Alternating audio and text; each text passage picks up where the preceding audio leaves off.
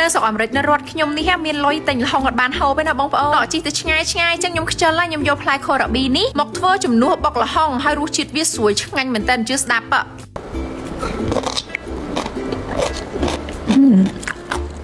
ខ្ញុំខានហូបបុកល្ហុងយូរហើយដោយសារខ្ញុំរកទិញល្ហុងអត់បានចឹងខ្ញុំក៏ទៅអូសមើលអ៊ីនធឺណិតណាហើយនេះមានឈ្មោះថា Kohlrabi មហាសែនថោកមួយផ្លែម្រៀលជាងណាបងប្អូនហើយយកវាមកធ្វើជំនួសបុកល្ហុងឲ្យស្រួយឆ្ងាញ់ជាងបុកល្ហុងទៀតខ្ញុំសាកភ្លក់មួយអូមានអីឆ្ងាញ់តើអត់មានជាតិកពុលដូចល្ហុងណាហើយស្រួយឡងសាច់ឡងលាស់ស្រួយខាំមកឡងផ្អែមឈ្ងុយហ្មងមិនបាច់ឈូសមិនបាច់កោសអីទេបងប្អូនខ្ញុំចិត្តអញ្ចឹងតែម្ដងឲ្យវាស្រួយដុំធំ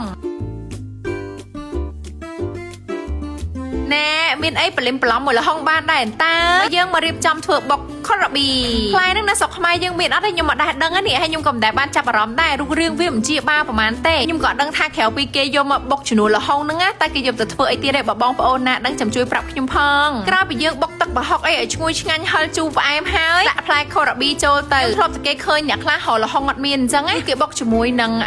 ដើមប្រូកូលីមិនមែនផ្កាដើមប្រូកូលីខ្ញុំដឹងថាដើមប្រូកូលីដឹងអត់ឆ្ងាញ់ហ្មងអញ្ចឹងខ្ញុំមិនដែរសាកអីប៉ុន្តែនេះខ្ញុំមិនដែរដឹងទេអញ្ចឹងជាមួយខ្ញុំសាកមើលខ្ញុំមានប៉ាតេមាន Kohlrabi ហើយនឹងមានសាឡាម៉ុនតើយើងទៅភ្លក់ទាំងអស់គ្នា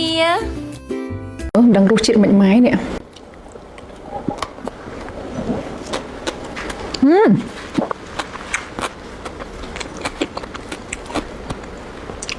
អូสวยឆ្ងាញ់ល្ហុងនេះ